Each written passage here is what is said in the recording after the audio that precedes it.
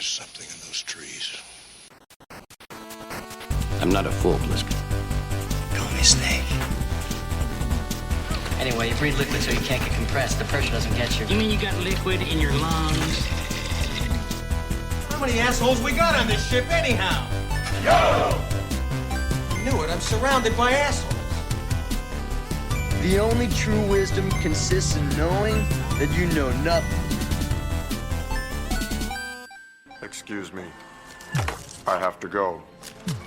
Somewhere there is a crime happening.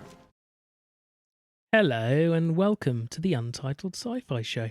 Also now known as Sci-Fi United. Sci-fi United. Sci-Fi United. How you doing? Yeah, not bad, mate. Not bad. How are you? Tired today, but I'm all right. I think we're all feeling that. Partly it's the heat for me, but also kind of just taking on the household roles here while Gem's healing from her surgery that they don't need to know about, but she had surgery, so I'm kind of trying to take hold of the household and kid care and everything like that. Mummy and daddy at the moment, are you? Yeah. Oh, how cute. Well, I've got the tits for it, so it's fine. Do you mean it's literally the same diploma, like in a time travel way? Timey-wimey. Timey-wimey? Yep. Am I six? It's fascinating. So, last episode's Guess the Intro was all video games. It was, and I really struggled. There's only one in there that I'm pretty sure I got. Okay. Well, we have a winner. Okay. And that winner got the answer sent to me on direct message to me at like 7 a.m. on the Monday. Okay. And that is Matt. Of course. From A Pint of Cthulhu. So well done, Matt. He always listens like first thing on a Monday while he's, I guess, he's doing something at the... Yeah, I think unless we end up with listeners in the US, I think Matt's probably one of the first people that listen to a show on release. Yeah, he's quite consistent. So thank you, Matt, for the support. And well done for being the winner this week. So you can find Matt on the wonderful podcast called A Pint of Cthulhu. It's like a tabletop RPG kind of podcast, and they do kind of D&D stuff. I'm not going to be able to explain it very well, but you can find him on at A Pint of Cthulhu. Cthulhu is spelled Cthulhu, by the way, everyone. Yeah, a nice simple spelling. Yeah, and that's how I pronounce it. Someone might pronounce it a different way. It doesn't matter. I say Cthulhu. Anyway, A Pint of Cthulhu on Twitter. Pretty sure they're on Blue Sky too. It's probably the same handle.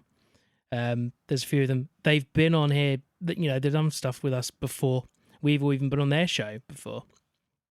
We have, yes. Friends of the podcast, we shall say. Anyway, so thank you, Matt. Well done. And you reckon you got one, potentially? I'm pretty sure I got one, yes. Well, let's unmute that first before I press play on here. That's a good idea. So here we go. Go, actually. Ooh, how loud is this going to be? Let's find out. I am Andrew Ryan, and I'm here to ask you a question. Is a man not entitled to the sweat of his brow? Okay, what was that? I've got no idea, but I'm going to say from the sound of it, from the general style, Bioshock of some variety. Bioshock. Oh, absolutely, shit. the very first one. That I think it's the intro. It might be either when you're going down. You've played it, right? When you're going down in the lift. But Andrew Ryan's the guy that and invented he's explaining the world. Yeah. Okay, fine. Yeah, so you're right. Yeah, well done. It's a really good game. Funny enough, I'm one of these people who skip cutscenes, so that's what made this even harder for me. It's like, if I can skip a cutscene, I will. Yeah, because I did manage to get dialogue from everything. Because before I said, if I can't get dialogue, I'll do an iconic sound, but I got dialogue for everything. Right, okay. Is that the one that you thought you got? No. Okay. If you don't get one of them, then I'm going to come over there and slap you. Oh, no. I know. I'm pretty sure. Slap the glasses off your face. You say that. It's, again, difficult knowing, is it number 1 or number 2? I thought it was pretty iconic that it's number 2. From where right, it comes okay. from. I will get there anyway, everyone else who isn't a mind reader.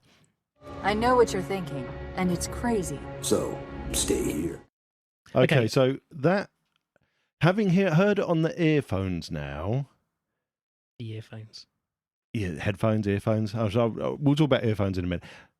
Is that the original Halo? Is that Master Chief and... Yeah, it's Master Chief and Cortana. I'll accept Halo as an answer. I don't care what Halo. I don't even know what Halo it was from. Oh, you see, I've never played anything but Halo 1. It's probably a remastered version of Halo 1, probably. So I had Halo 1 on the original Xbox, and the first time I completed that was in co-op with a friend of mine, and we used to go around his house with it, plug it in, and then we'd spend the evening playing it. How funny. So mine's the same, but I was on holiday with a friend, and in the place that we were renting, they had an Xbox. I remember you saying about this. Neither of us had an Xbox. We'd never played on one before. It had the giant Duke controllers, 2 giant Duke controllers, and Halo. Yeah, I loved and the we're Duke like, controller. What is this thing? Like, we knew what an Xbox was, but we're like, we'd never seen one in real life before. We've done the story on the Variety Show. I think we may have done it on the Untitled Sci-Fi Show. I worked at Game in Watford. I was in charge of doing the pre-sales because nobody else wanted to. We sold the most pre-sales in the UK for Watford. We did the midnight opening, and at the end of it, we sold the most consoles, games, and hardware in the evening across all the game stores across the UK. And the boss said, right, there's some left behind that he'd squirreled away, and we got super staff discounts and got them at a stupid price with extra controller, the DVD remote, and I think I got the 2 games that I got with it was Halo and the Rally Sport game, which was this most amazing rally game. Just take me back. Like, that first moment where we played that on this ginormous machine, like, there's some feeling about that I don't get now on new games. Oh, God, no. No. I think maybe it's just because I've played so many new games quite a lot. And something like Games Pass gives you the opportunity to play so many new games. That magic of one new game every 6 months is gone, you know. Excluding the Xbox 360, I would genuinely say, for me, the magic of gaming stopped at the original Xbox, PlayStation 2 and GameCube. That generation of consoles there was the end for me. Everything past that, excluding the 360, because that had probably a far more cooperative gameplay and group gaming, which I'd missed from the days of doing LAN parties with friends and PCs.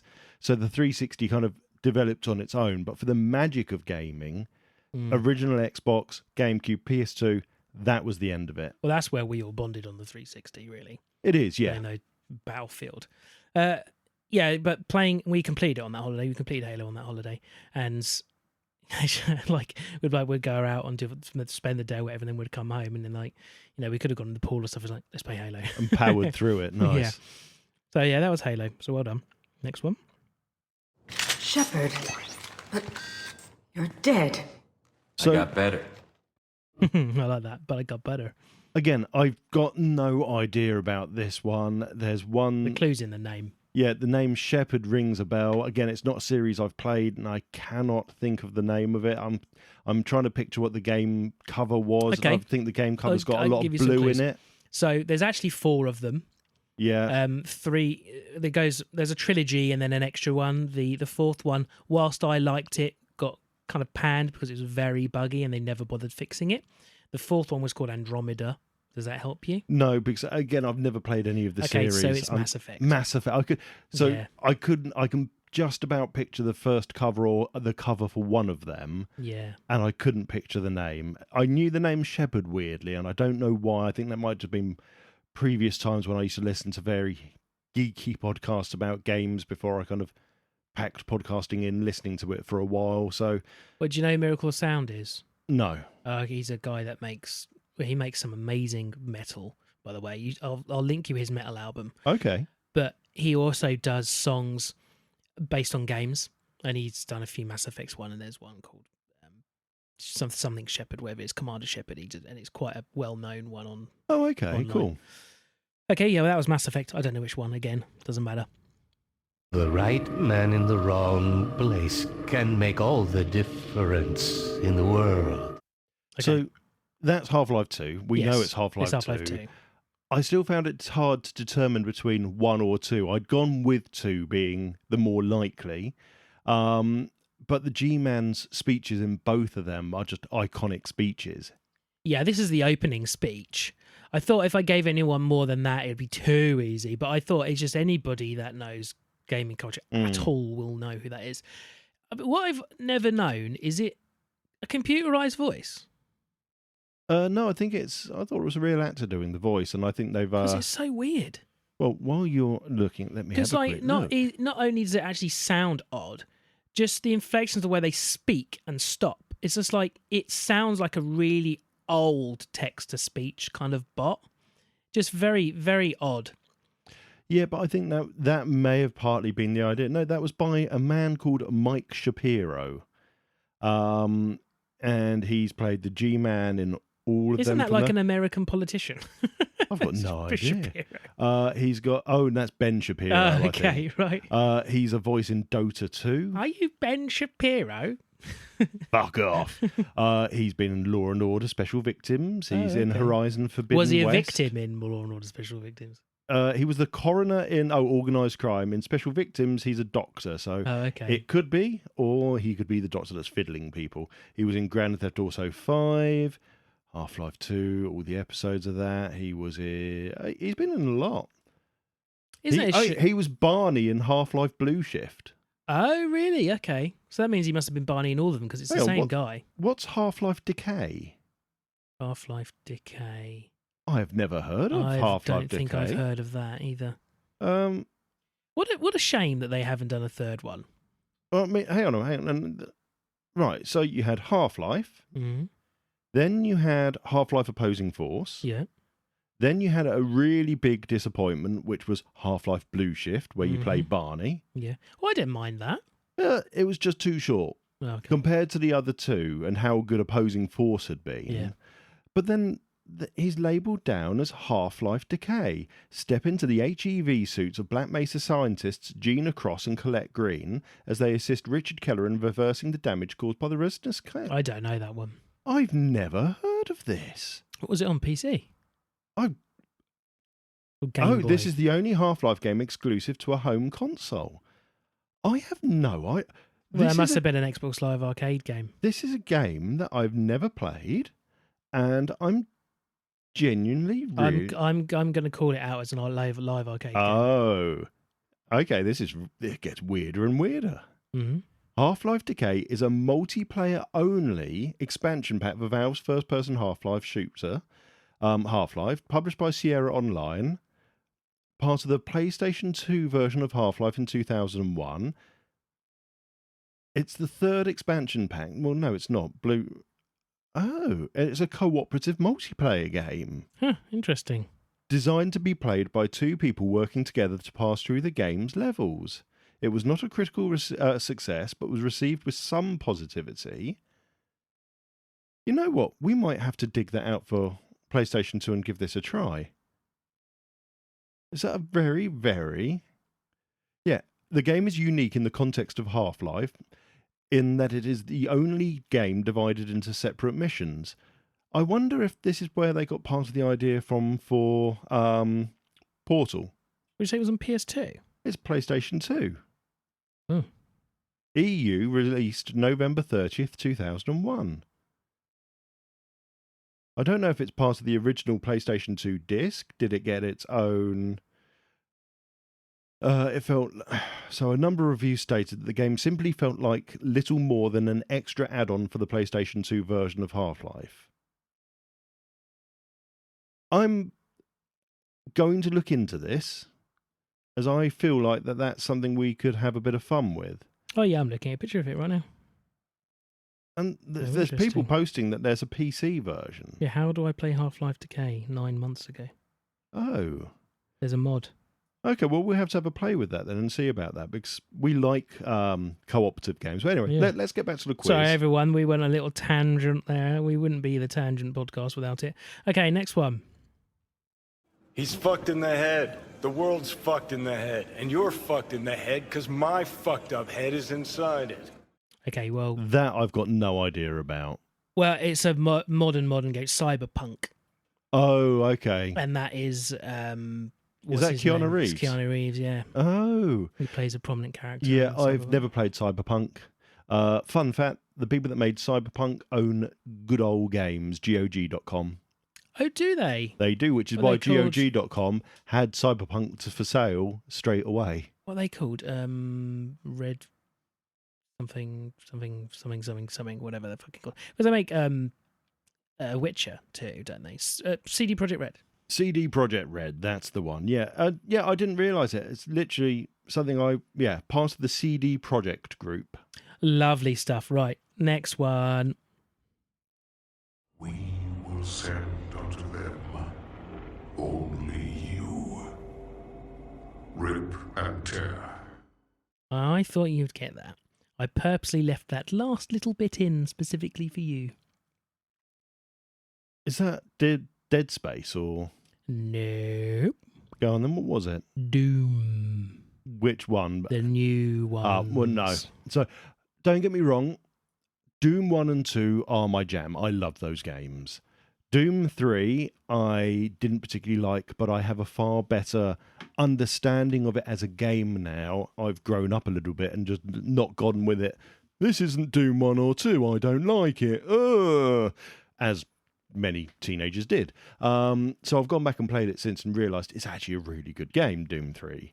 I've always liked Doom 3. Then we came to Doom 2016, I think the first new Doom was. That's the one this is from. And so I think it is from this one. I thoroughly enjoyed it. Yeah. I found it a little bit too hard in some ways. Not a fan of learning patterns, for example, as we've discussed before. Yeah. And obviously the final boss to that is you've just got to learn the pattern and then you can destroy him. But it was a fairly simple pattern. I never got to the end. So I enjoyed the first one. Then we got Doom Eternal. Yeah, I don't know if I played it. I tried it on Game Pass, and what they've tried to make it is platforming and more melee attacks than anything. In fact, no, sorry, that's not fair to say. They made it more platforming more than anything. So it's still a first-person shooter, but there's a lot more puzzle and platforming going on in it. And I got maybe about a third of the way through and got bored of it. I was like, no, not enjoying this. And then we've now got Doom the Dark Ages coming out, and it's now all about melee weapons instead. And it's so far removed from what I grew up with as Doom, I don't like the look of it. I'm sorry. Got a sword and a shield, right? Yeah, there's sword, there's shield, there's a chain fist, there's all sorts of things. And it's just like, I don't want that. I want my original Doom. That's why I like Doom 2016 to the extent I did. It felt more like a modern Doom experience. You run, you gun, you gun, you run, you gun. Eternal, you had to think about things, and this looks like you've got to do way more thinking, way more getting really into it, and that's just not the style of gameplay I like. It's not the sort of gameplay person I am when it comes to first-person shooters. I like taking things out at a distance and maybe you could say playing it safely, I don't know, but that's the sort of style I am. I don't want to be forced to go into it, and the whole mechanic of you have to get health and stuff by finishing moves, basically. I got on with just about for the original Doom because it wasn't too bad. There were health stuff, and it feels like this is going to be purely the only way you're going to get through it is basically making sure you get properly stuck in. Yeah. I mean, I liked the 2016 one. I think that's where this music's from. It could be from any of those three. I mean, great soundtrack to the original. Doom. Yeah. Oh, brilliant! They've been great for a while. But the thing about the Rip and Tear song was which is kind of what they got that Rip and Tear thing, I guess, from. It was the guy who composed all the music for that game. He made the Rip and Tear one, which is the one that everyone knows. Yeah, he made that first, and they didn't like it. The developers didn't like it. So they said, go away and make some more. So he went and made some more, and it got all the way to the end of development, and they were like, we just need one more song. And he's like, oh, well, I've got this one. Just put this one in. So they did, and it turned out that was the one everyone loved. That's the one everyone loves. Yeah, how fun is that? But no, Doom is one of those interesting franchises that they could have done a lot more with it earlier on and didn't. We got a very cheesy, crappy film starring The Rock, which there's one or two good bits to it, but it's a bit of a travesty calling it Doom. the fact that they mainly based it on bloody Doom 3 is the odd choice of kind of things to do there. But then we got Quake out of Doom. Because Doom existed, we got Quake, and I am a huge fan of the original Quake and Quake 2. Big fan, and I spent many hours playing Quake 3 on PC online. I enjoyed Quake 3. And Quake 4 not so much, actually. I found that a bit of a slog, but again, it kind of got into that realm of Doom 3, and it just, they started doing too much with it, rather than just having as a simple storyline, simple missions, just get through them all.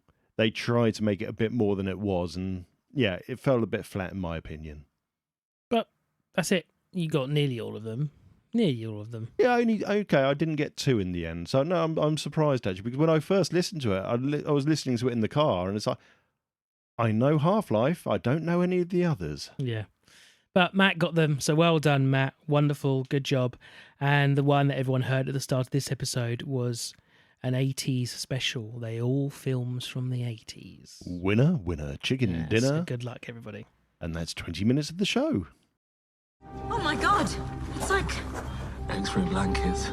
X-ray blankets. Radiation free. Right, let's put ourselves on fast forward. Right, okay. What have you been up to? Sci-fi wise, very little. Watched a film called K-Pax. Realised now that it's another cancelled person. Oopsie. Oh, is it? Who's cancelled in that then? It's Kevin Spacey. Oh, yeah. Well, he's been super cancelled, hasn't he? Super cancelled, brought back, cancelled. So I don't know where we are with Kevin Spacey at the moment. I'm guessing still super cancelled. But this film I think called he's K-Pax, a mixture of cancelled and actually like guilty before proven. Yeah, it's one of these horrible things. But incredible actor, but what he's potentially done is just totally unacceptable. I mean, sticking to the film for the moment, absolutely brilliant. He basically plays an alien that's come to Earth and taken over a host body.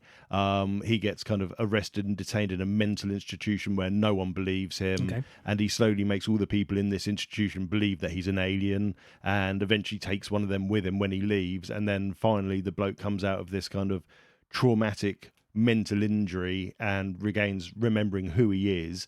And no one's really quite sure was he actually an alien that's just left this bloke, and that's why this bloke can now remember what's happened, even though he had this majorly traumatic thing happen. It's a very good film, but as I say, unfortunately, that's the unfortunate side of it. Obviously, been watching a bit more Doctor Who, classic Doctor Who, with Tom Baker, to powering through some of the old Dalek episodes because they're some of my favourites. Yep. Then up to the second season of Doctor Who, or Modern Who, with David Tennant. Really enjoying that again, and discovered that I am a hoarder of headphones and earphones. I cannot help myself.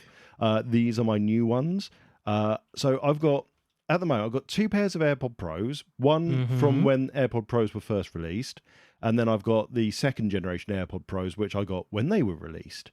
So they're both working fine, and I am somewhat addicted. And then I think this may be partly to do with the ADHD if I do get diagnosed with that. I can't, if I'm on my own, I've got to have something going on in my ears. I've got to be hearing. I can't just not.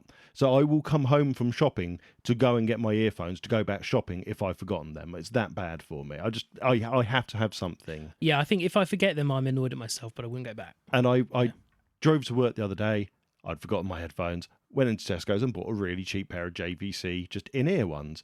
And I was pleasantly surprised at, actually, for like the 20, I think it was £15 actually club card price, how good they were. And I thought, well, you know what, let's have a look at what else there is. So your data cost £5 that day. Yeah, these look, I like their box. These are so cool. So these are made by a company, I don't know really what their company's called, but they are made by a brand called Moondrop. I never heard of them. And these are the ultrasonic moon ones, I think. I think they're just called Moondrop Ultrasonic. And they look really funky. They come in this plastic case. The case comes with it. The red bit that holds it with the battery, you can actually just carry it around as it is, and it will hold them in with magnets. Okay. But they give you this little red kind of case as well that's plastic. Well, I thought they look really funky. I've got a bit of an Amazon voucher left. I'll get them. They should have been $69.99. I think I spent about £23 on them. Holy shit. And I think what people need to understand now, unless you are some really big audiophile, don't bother buying really expensive earphones anymore because I genuinely don't see them. I put those in, the ANC, so the noise cancelling, pretty decent. Not as good as the AirPods, obviously. They've had a lot more technology and a lot more time, a lot more money put into them. But the ANC is perfectly salvageable, very, very good. It cuts out most of the noise. What blew me away, I genuinely, at this point, think they sounded better playing music than the current AirPod Generation 2s that I use. Really? They had much more clarity in voice, in sound. It felt like there was way more depth to the music. Honestly, genuinely blown away by them. The only reason I got these ones, by the way, is because they've got LDACs. They've got the couple of extra codecs for high-res lossless audio, which is a waste of time with an iPhone. I own an iPhone, but I am looking at maybe moving to Android. And then most Android phones have got LDAC included now. So you'll get high-res wireless headphones connection. So you'll get music transferred to the earbuds at, I think it's something like 192 kilobits a second rather than the much lower that AAC does. But even on AAC with the iPhone, wow, I was blown away by them. So obviously, it's not a sales thing. It's not an ad thing. Go and buy whatever you want. But what I'm just saying is, feel free to sponsor us.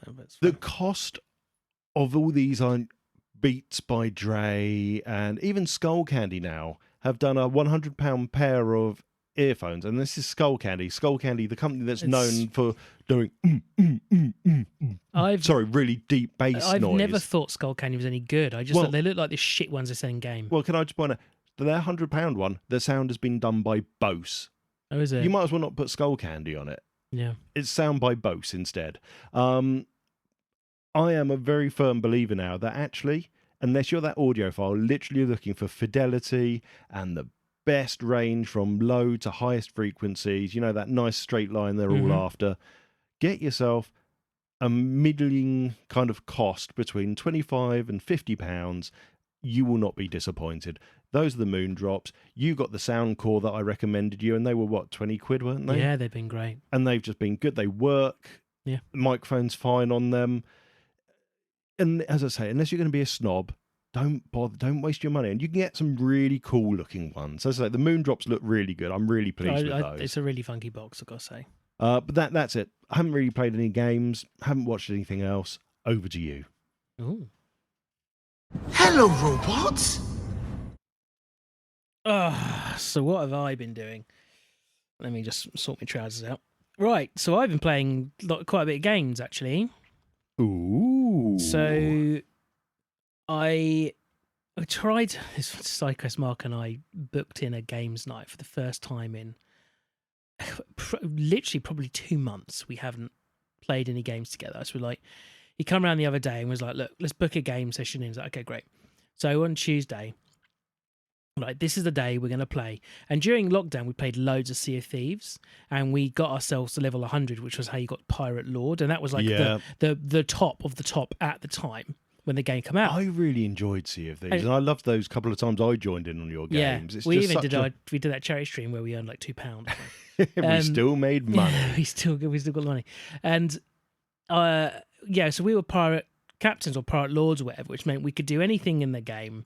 And we were really quite proud of ourselves because it wasn't particularly easy to do, especially in the PvP games. Like there were a few times. Like, the thing about Mark, if you ever listen, you don't, but you're a fucking nightmare to play games with because, like, I'm very reserved in games, and I'm like, I'm not confrontational. I'll avoid conflict. He is so fucking opposite. He is Leroy Jenkins. In every game I've ever played. Well, I used to play Guild Wars with him, and it was a nightmare because he would play the tank, which is the worst thing that he should play because he would pull everything and just go. Yeah, okay. And we'll go back to the era of the Xbox 360, Left 4 Dead 2. La. Right, there's a witch. Is that a witch? Everyone quiet. Where's Mark? Woo, woo, woo, woo. Running up to it to melee it with his gun. Yeah, he's just got... He just doesn't care about any of that. He just wants to kill. Well, yeah, and Sea of Thieves, if I remember right, is that a ghost ship or is that an opponent? Why is the boat turning? Why are we turning towards Mark? Yeah, or it'd be like, oh yeah, what's that? but the cannon's already fired. We won't have seen it. He's already testing whether he's in range of whatever it was that's on the horizon. Range? Maybe they want to be friends. No, Mark's gone for him. That's Mark, right? So that's Mark.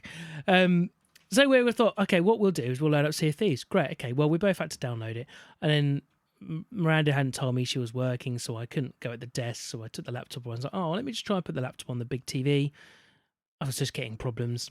So I was like, oh, I'll download it on the Xbox so I can sit comfortably on the sofa. I don't know what's going on in my house with that Xbox, but it wanted 8 hours to download Sea of Thieves. It was... There's something there. Either wrong with my Xbox or something on my network is capping. I think I might call Hey Broadband up and ask them if they're capping my download, even though it says I'm getting... Because I checked my phone. I was like, I'm on Wi-Fi connecting to what my Xbox is connected to, and I'm getting it was getting me 600 on my phone Wi-Fi. Yeah. And then I did a Unify speed test. I was getting 800. And are you cabled or Wi-Fi for the Xbox? The Xbox is hardwired into an IW.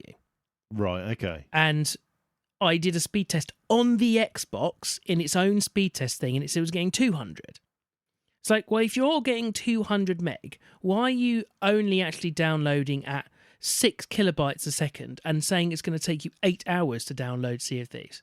No, something's not right. Something's not right. I power cycled it. I power cycled all of my equipment. Sorry, everyone, this is going to be really boring. I'm going to get nerdy with TJ for a moment. Just hold on, everyone. Just hold on. Okay. There's a thing about IWs where sometimes they go funky and will only give you 5 meg data transfer. My boss and I have never really solved how we've ever solved it, but we seem to fix it usually. And it's normally on the...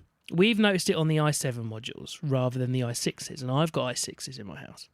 So, and I've never experienced it to the point where I'm now going to take my laptop and try every single port on that thing and see if there's actually something going wrong with it. Yeah, see if maybe the IWs I did change the ports that I was plugged in, and it didn't no matter what port it was. So my next stage is I'm going to take that out, and I'm going to take that cable straight into the Xbox and see if it does it. Okay. And maybe the IWs... And maybe sticking... I know this is the geek hour now. Sorry, I take it you've jumped onto the Unify console and had a look at the insights for the port the IW's connected to. Yeah, but it doesn't really... It doesn't say there's anything wrong with it. So it wasn't giving me that error message that you showed me before. Okay, yeah. Everything's green. Everything's happy. I don't know what's wrong. Weird. Yeah, and you'll see the data thing. Sorry, everyone. There's like a graph. Yeah. It will go right up like it's using data and then instantly plummet. That's very It's like it's weird. asked for it and got it briefly and then gone, nah, It's sorry. almost like your Xbox been rate limited by Microsoft. Well, Have you been shouting things down at the microphone at kids again? Yeah, it's all the Pornhub. No, I think it's actually probably something to do with my ISP. It's either going to be my ISP or it's going to be the Xbox itself. Because when you look online, the normal things are, I've got to make sure I open up all these ports and all these things, which I'm going to do. I'm going to open up every single fucking port it asks me to open up. And it also says you need to check with your ISPs throttling particular things. So I might just call them up and ask them. Yeah, I was going to say they could be saying, well, you know what, we see a lot of Xbox traffic and we don't like that. But when I was on Gigabit Symmetric, never had this problem. I'm wondering if it's now I've moved to their 900 service. I need to check the fine print. I wonder if there is something on their 900 service that's different than their Gigabit service. Oh, possibly, yeah. Maybe there's like an agreement or something on there. I don't know. Like a fair use thing, and they don't class Xboxes in fair use, so they. But the PlayStation's fine, and it's hardwired into the same MW. Anyway, sorry everyone. I can't remember. Yeah, so we never got to play Sea of Thieves in the end. After all that, when we finally actually got to play, server maintenance. Oh, fuck's sake. So it was, at this point, it was 10 o'clock. So what we did was like, we've both been talking about RuneScape Dragon Worlds for a while, which is a type of game that Mark and I like to play together, one of those survival games. Yeah. You know, build a base, eat food, whatever. And it's by Jagex. Fun fact, I went for a job at Jagex, didn't get it. Who make a game called RuneScape. They're not a particularly good company nowadays. They're, money-grabbing bastards. Which most of them are. But this Dragon Wars game is actually really fucking cool. It's actually really cool, graphically very nice. the kind of normal survival stuff. Cut down a tree to get word, and you can do magic and all kinds of stuff. Yeah, so we played that. We managed to play it for half an hour because T woke up. So we got half an hour in the end. What else have we played? We've been watching Last of Us 2, the series, so that's got me wanting to play the game because I've owned it, never played it. We spoke about this on the last episode, so I played a little bit more. I'm kind of like playing up to where I am in the episodes, so I'm watching the episode, then playing the game up to the same point, and then going back to the episode. So that's been quite interesting to see how they've changed it. Whereas like the first season was very close, but this second one, they're doing the same beats, but already on episode 3, massive change in a big aspect. Unless something changes in episode 4, they really have actually they're doing the same thing, but not doing the same thing. It's odd. Anyway, what else? Yeah, they just randomly released the Oblivion Elder Scrolls remaster, which is actually fucking brilliant. Yeah, I've been loving seeing the pictures of character creator then, character creator now. Yeah, it's absolutely brilliant. So if you like the original one, which I loved, you'll like this one. And finally, Clair Obscur Exhibition 33 come out. It's a turn-based RPG, kind of turn-based combat RPG. It's absolutely beautiful. It's by a French development company. I think they're all ex-Ubisoft employees, I want to say. And it's wonderful. It's absolutely brilliant. I've had to put it on story mode because I find it too difficult. The combat, whilst it's turn-based, the tactical side of it, I'm fine at because I like that kind of game. That's my jam. But when the enemies attack you, you can dodge and parry. I can't get the timings right. I've never been able to read enemy actions, which is why I can't play Elden Ring and all those. Well, we spoke about Elden Ring before. I will never go back to it. It's too difficult for me. So yeah, I had to put it on.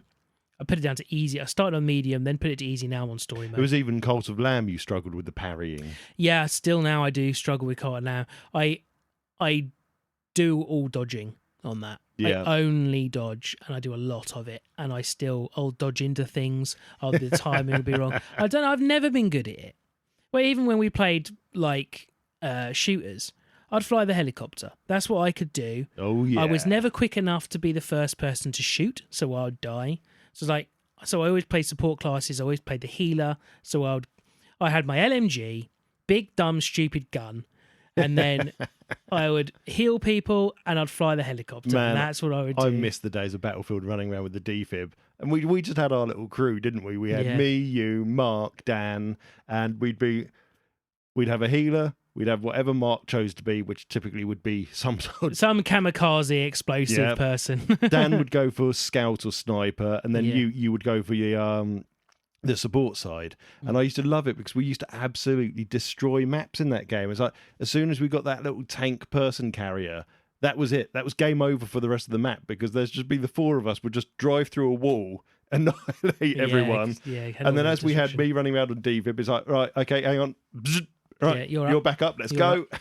Yeah, I just used to we'd get the Black Hawk, then I'd start flying it, and then I'd just circle.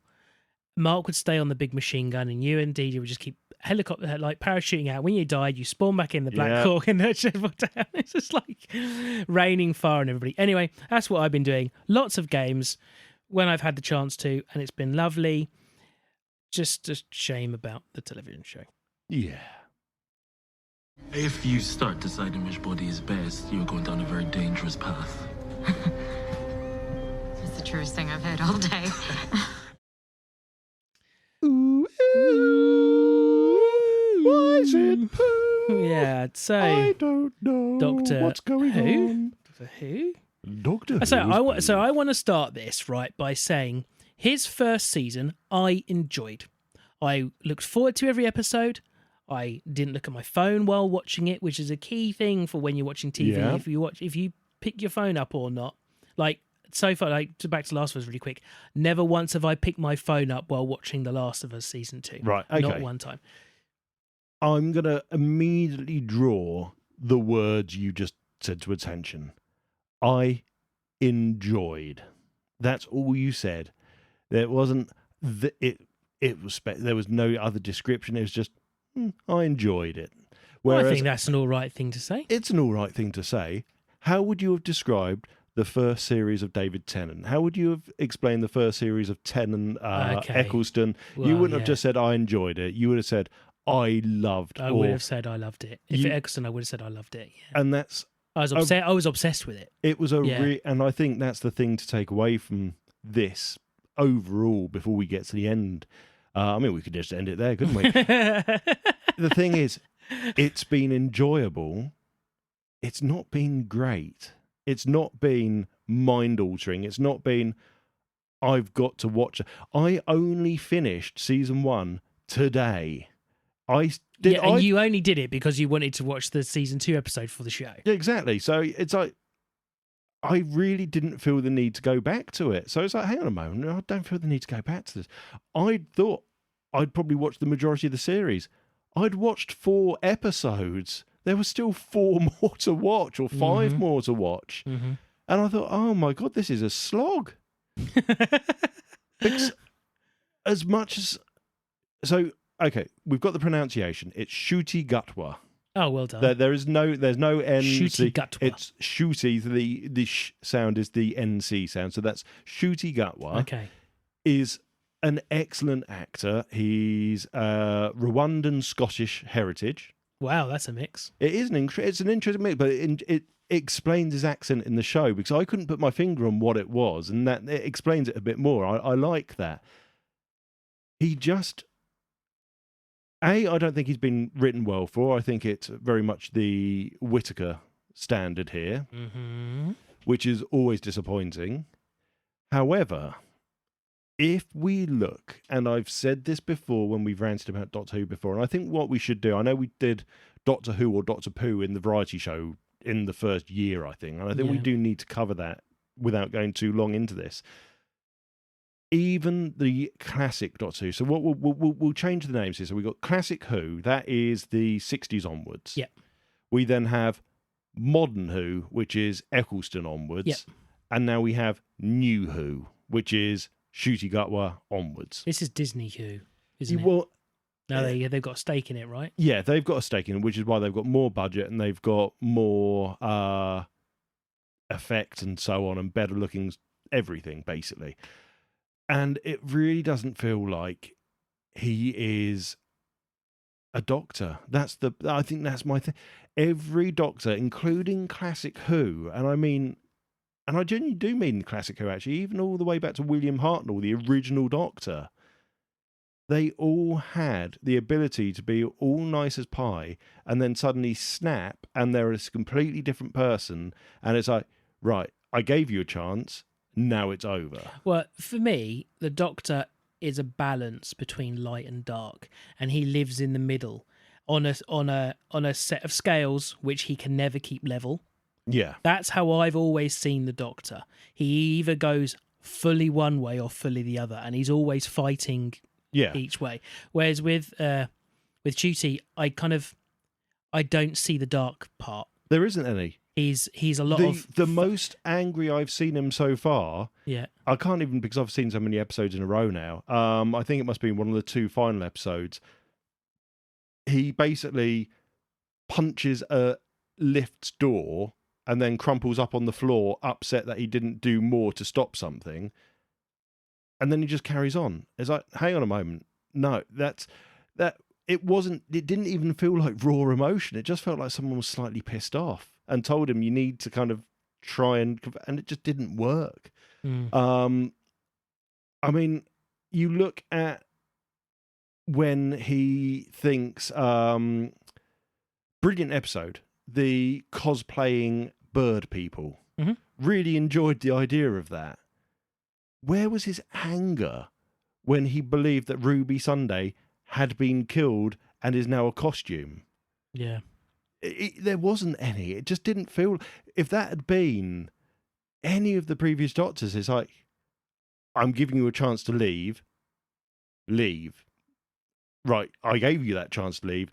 Now you're going to find out about what the Doctor actually is. And instead he's just kind of like, yeah, you kind of killed my friend. I'm upset by that. But I've been clever and look, I've put these 3 transporter bits around you now. And then even then he fucks it up because it's still Ruby Sunday in the sodding triangle. So then his lover ends up knocking her out, which I still think is the stupidest way. Is, oh, they're locked in there. You can't do anything about it. No, but if I run at her and push her, oh, brilliant. Good technology then. Great. Yeah, sorry. I haven't watched them since they were released, so I'm trying to remember it as you're saying it. I do remember I really quite liked the baddie, the music maestro baddie. Yeah, so that was, I can't think of their name now. I think it begins with a J, but yeah, they were fantastic. Absolutely phenomenal. We might have said that at the time. Yeah, really fun episode with the Beatles, fake Beatles in it, of course. And yeah, you've got the maestro, and it's all leading up to finding out who's coming, which turns out to be Sheketh or Shocketh or whatever the name is. Stucker. I can't remember the name of death, and I've only just watched the bloody thing. The dog thing. The dog like thing. The Anubis one a bit. Yeah. And the toy maker, to an extent, over the top, which is what you wanted. But the Doctor wasn't over the top. And the only way that episode genuinely succeeded was because, guess what? David Tennant was in it, being the Doctor we wanted. Yeah. And I don't think it's Shooty's issue. It's not his fault. He's doing what he's being directed to and what he's been written for. Yeah. And he's obviously been written to be this much more pacifist, much more peace-loving, much more emotional character. It just isn't Doctor Who like that. That's not Doctor Who. That's a different series altogether. And we talked about it, haven't we? Torchwood was Doctor Who for adults. Mm-hmm. Doctor Who was Doctor Who for families, and then you had the Sarah Jane Adventures, which was Doctor Who for kids. Yep. That's how it should be. This feels like it's trying to be Torchwood while still being family friendly, and it's just not doing the job. Mm-hmm. And looking at this latest episode, so much of it was wrong. So by latest episode, we're saying we just mean episode 1 of season 2, which was called, let me just bring it up on here, Robot Revolution.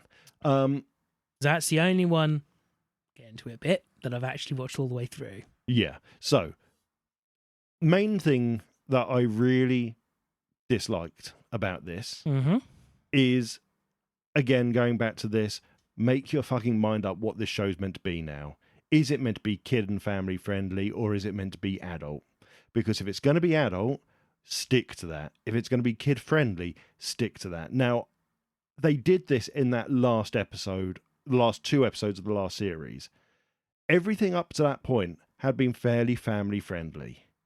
And then, what the fuck, we get Susan turn into what looks like a horrifying fucking creature.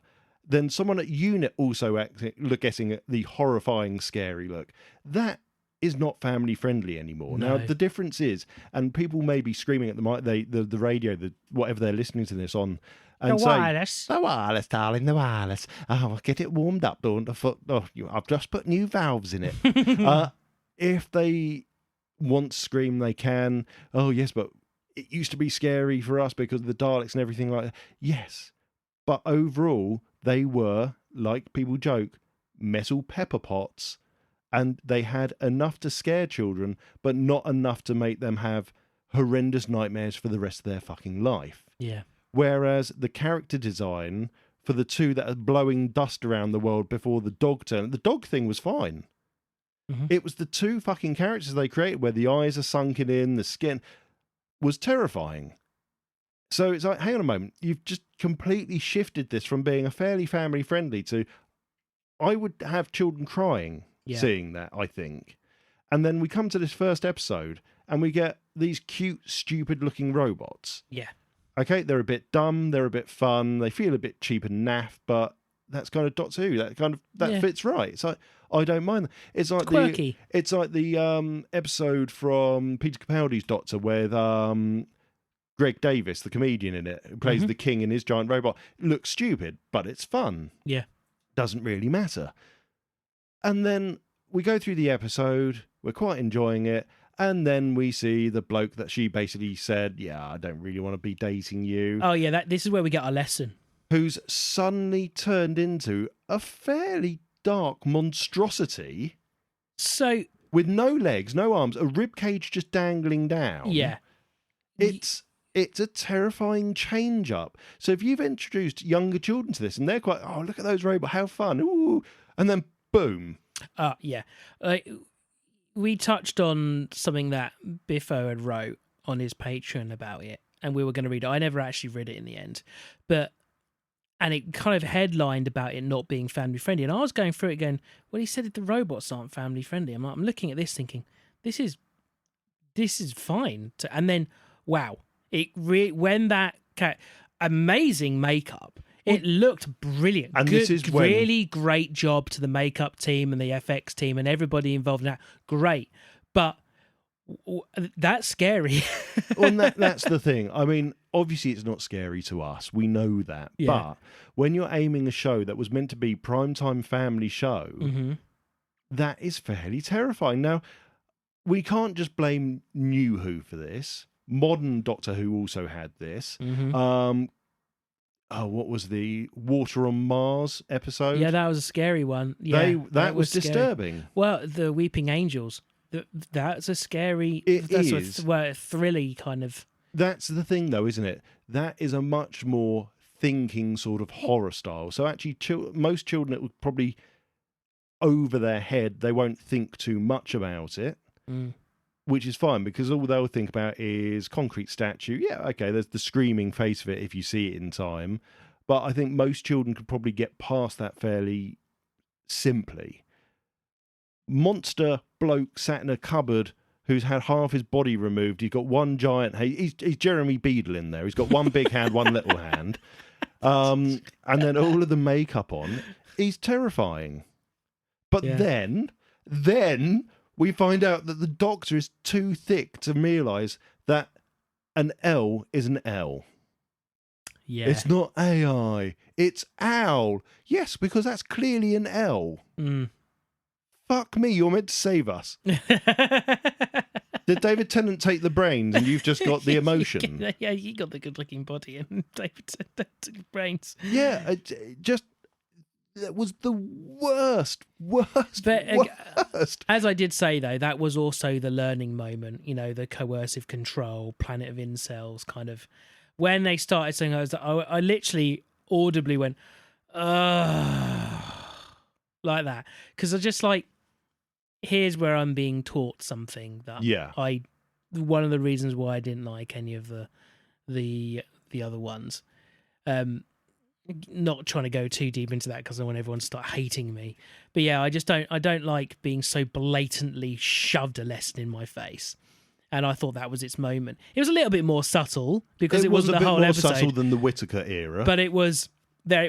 And I hope that they're not all going to turn into that because I'll get bored. I think the issue that I'm having with New Who, so this is Ncuti Gatwa, and I guess the Whittaker era had it, the Capaldi era had it. Prior to that eras, I think actually the most of them they did quite well at. They seem to have forgotten how to end an episode. And having kind of binge watched all of over half of season 1 of this New Who, it just really kind of comes to the conclusion that they have no way to end this. And I do think that stems back to the Doctor has no aggression, no passion. A lot of the episodes that Tennant or Smith or Eccleston finished, it would often be because they've had a massive emotional change of what they've done, or, and this is the other thing that's really missing from New Who, they've trekked the trek. They've done something clever. Because so far, Ncuti Gatwa's not doing anything clever as the Doctor. Yeah, not really. Almost every episode of modern Who, or Who before that, out would come the screwdriver, and they'd come, oh, well, no, I'm probably going to die now. And then within a couple of seconds left before they die, they'd suddenly realise, oh, no, I know what I can do. And you'd get some clever way out of the whole trap that they were stuck in. And they would just do all sorts, like move an entire planet out of orbit to save them, yeah? Yeah. You don't feel like you're going to ever get that with you. And we've not seen that. I mean, actually, this episode opened with him killing hundreds of people in a hospital by trying to get someone's name and address and instead cutting the power to the entire hospital. Yeah. Well done there, Doctor. You've just knocked them all out. All the lights have gone off. So how many patients' life support went off? Yeah. I also, side note, I don't like his sonic screwdriver. No, it's shit. It's not a screwdriver. It's a mobile phone. It's an old clamshell mobile phone, isn't it? It's just like, that's not a screwdriver. Yeah, I don't like that. We started watching episode 2. We got 10 minutes in, went to bed, said to the wife, do you want to watch any more of it? She's like, nah, not interested. Yeah, and it's funny, isn't it?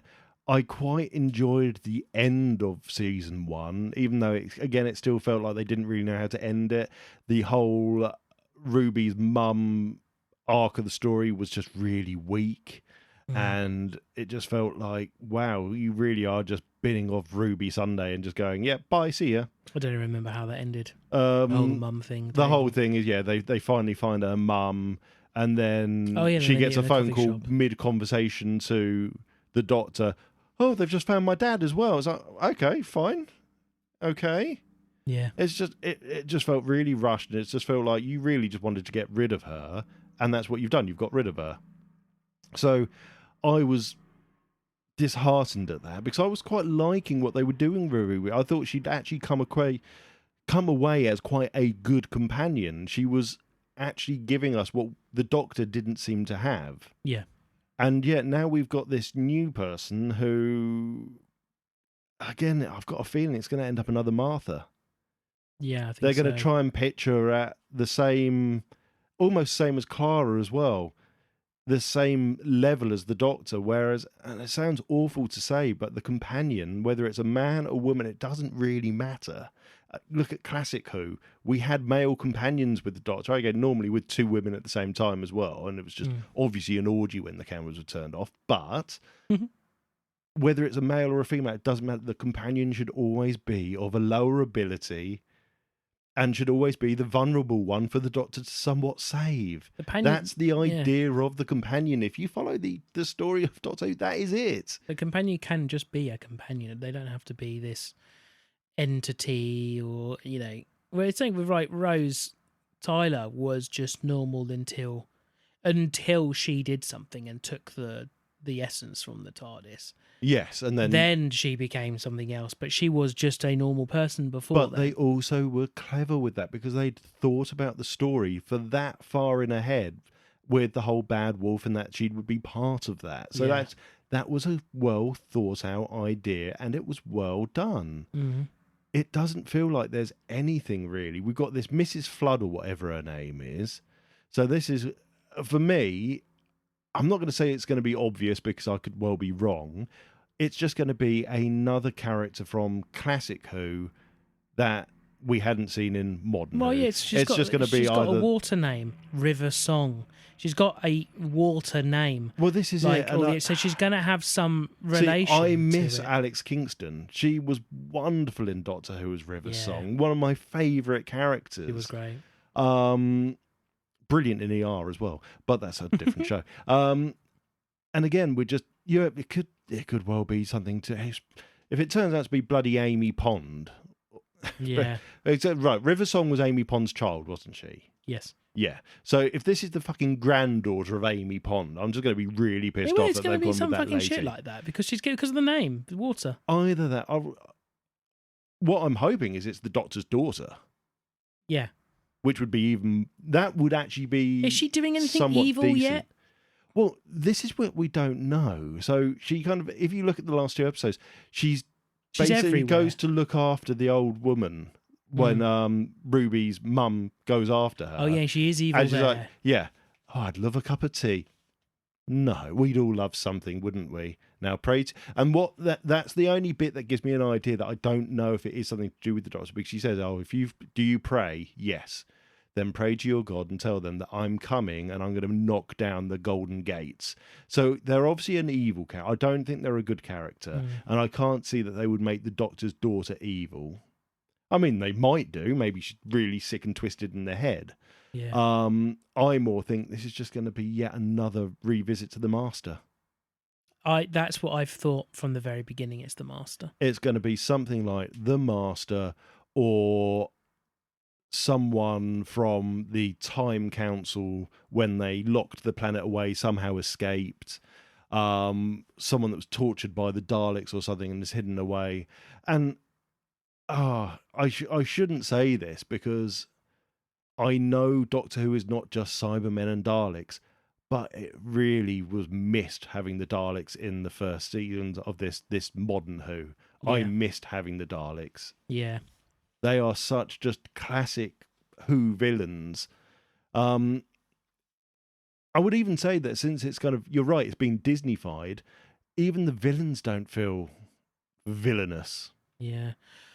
I want to kind of wrap it up a bit because I think we could spend another hour just saying not very nice things about it. Yeah, and the problem is it was enjoyable. I could sit there and watch it.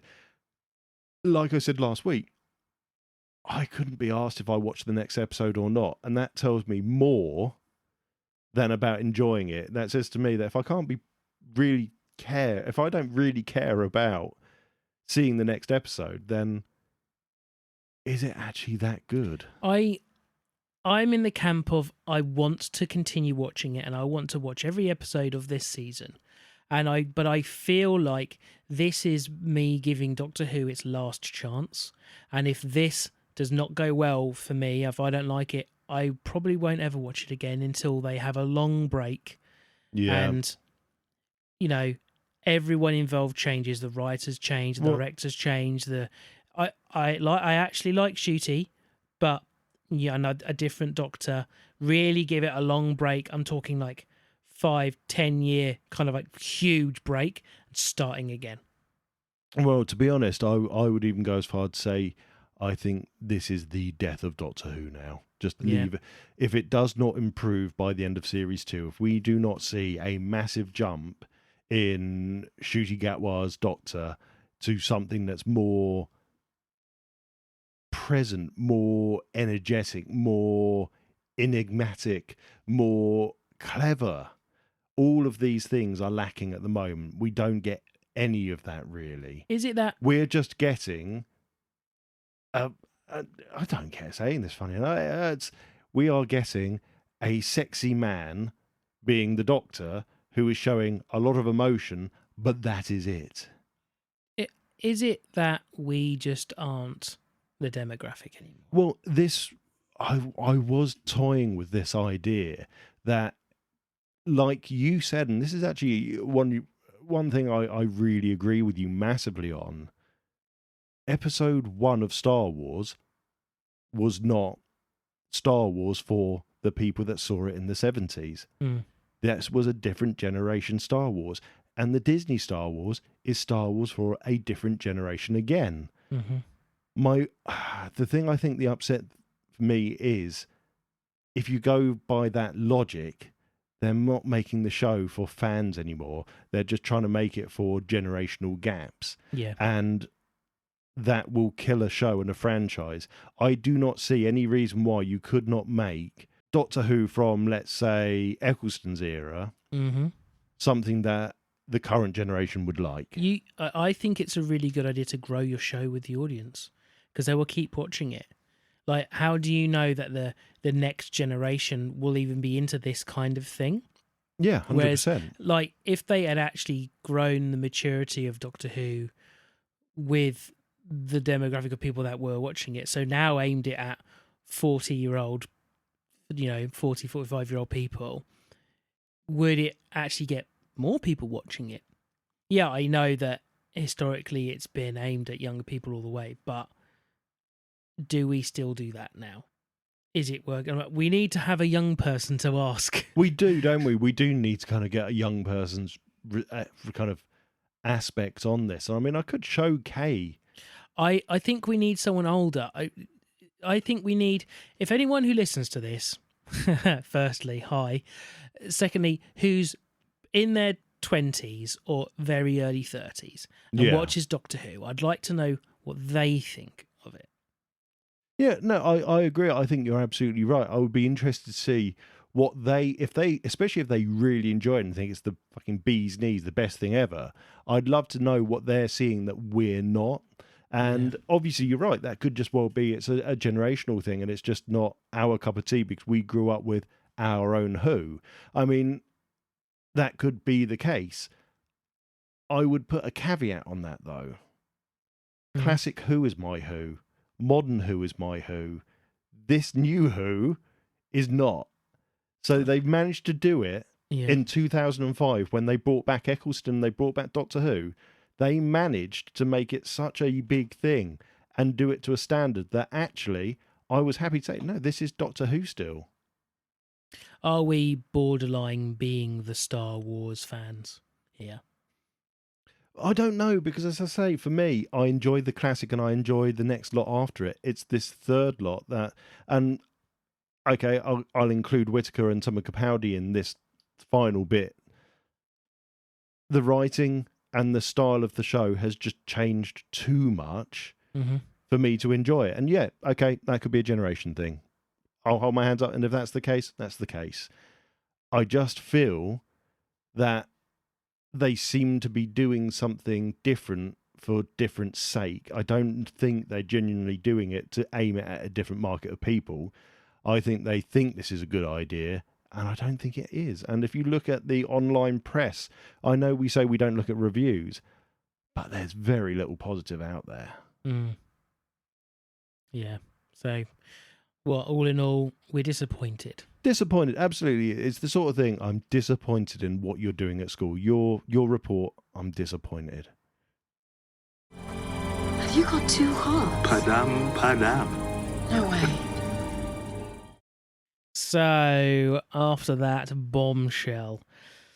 Next episode, I've not told you what it is, so I will tell you now, Mr. TJ. Oh, yes, I've no idea what we're watching. We are watching a film that I can never, ever remember the name of. Come Guzzlers 5, Maidens in Space. I thought once upon a time I'd made it up in my head that this film even existed. Oh, wow. And it wasn't until you and I really reconnected again. Oh, was this the one that I looked up for you? Because you said, I don't think this is real. Yeah, we reconnected. We, got chatting loads again, rekindled our love for each other. And that film is Existence. Existence, and yes, it's 1999. Wonderful. How can you explain this for Jude Law? I was going to say, I was trying to think of who it was. Ian Wasn't Holm, Willem Dafoe. Yeah. Lots of people in this. It's... Christopher Eccleston's in it too.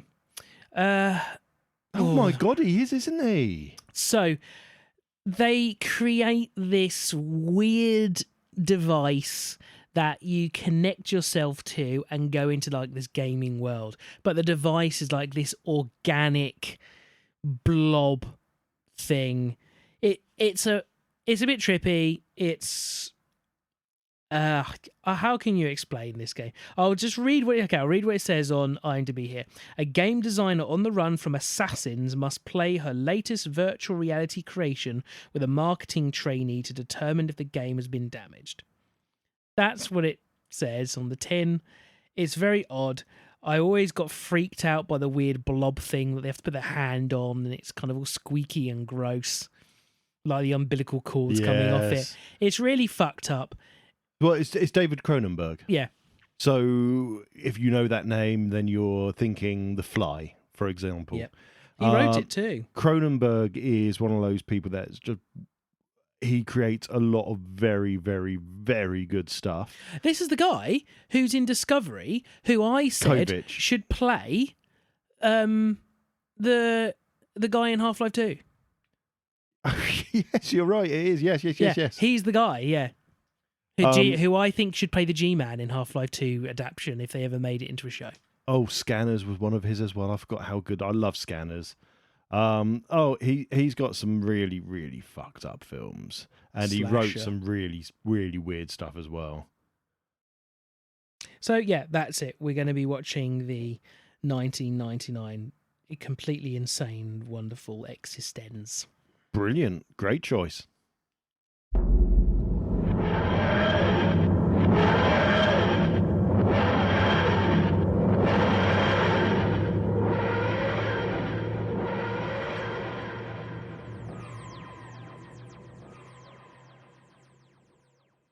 So you have been listening to another episode of the Untitled Sci-Fi Show. You can find us on Flipping Everything. Just go to channel84.co.uk, find all the socials on there. You can find the socials for the Untitled Sci-Fi Show. So again, you can find the socials for the Untitled Sci-Fi Show. You can find the socials for the Variety Show. You can find the socials and episode links to the other Studio Channel 84 productions, which are Lightly Used with Karen and Adam, and Who Takes the Socks Off with Simon and Ross. Well done. Thank you, everybody. If you'd like to email us, you can email rob@channel84.co.uk, you can email tj@channel84.co.uk, or if you'd like to email both of us, you send it to podcast, or podcasts, I should say, sorry, plural, podcasts@channel84.co.uk. To be fair, it'll probably go to our catch-all box anyway, right, if you put the wrong email? No, it will get rejected. Oh, does it get rejected? Unless I add in some more addresses. So podcasts, plural, @channel84.co.uk goes to both of us. That's it. See you on the Sci-Fi Show in 2 weeks' time. If not, we'll see you next week on the Variety Show. See ya. Love you. Bye-bye. Love you. Bye-bye. Thank you for listening to the Untitled Sci-Fi Show. This station is now shutting down and will be back in 2 weeks.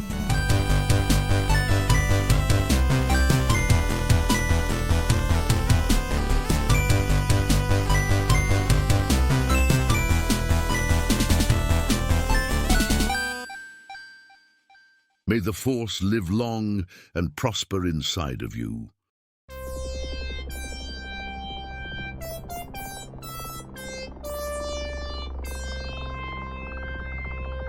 This was a Studio Channel 84 network show. To find more, head over to channel84.co.uk now.